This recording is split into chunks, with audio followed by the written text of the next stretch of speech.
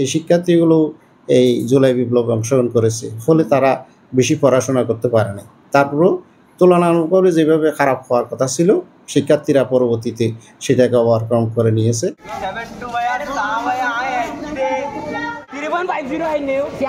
SSC এবং সমমানের পরীক্ষার রেজাল্ট ইতিমধ্যে প্রকাশিত হয়েছে। কক্সবাজার জেলায় টোটাল এসএসসি পরীক্ষা সমমানের পরীক্ষা দিয়েছিল ২৭,১০৯ জন। তন্মধ্যে বেশিরভাগ শিক্ষার্থী তাদের ভালো ফলাফল অর্জন করেছে। আমরা কনসোলিডেটেড রেজাল্ট এখনো পাইনি বলে আপনাদের সরবরাহ করতে পারতেছি না, হয়তো আরেকটু পরে হলে সরবরাহ করতে পারতাম। তবে এইবারে তুলনামূলকভাবে কিছুটা রেজাল্ট খারাপ হওয়ার কথা, কিন্তু সেই তুলনায় বেশি স্টুডেন্টরা খারাপ করে না। কারণ হচ্ছে অন্যান্যবার বোর্ড থেকে একটা নির্দেশনা দেওয়া হতো যে আপনারা একটু কনসিডারলি উত্তরপত্র পরীক্ষা করবেন, ছাত্রদের প্রতি সদয় হবেন।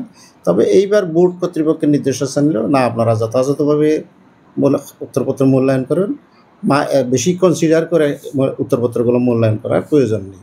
সেই কারণে হয়তো শিক্ষকরা যদি ওই মনোভাব থেকে উত্তরপত্র দেখে থাকেন, তাহলে একটু কিছুটা আগের চেয়ে একটু ফলাফল কম হওয়ার কথা, কিন্তু ওই তুলনায় বেশি ফলাফল খারাপ হয় না।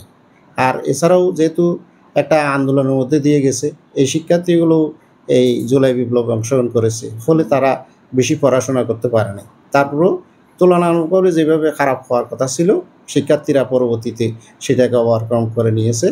তুলনামূলকভাবে কক্সবাজার জেলায়ও ভালো ফলাফল অর্জিত হয়েছে।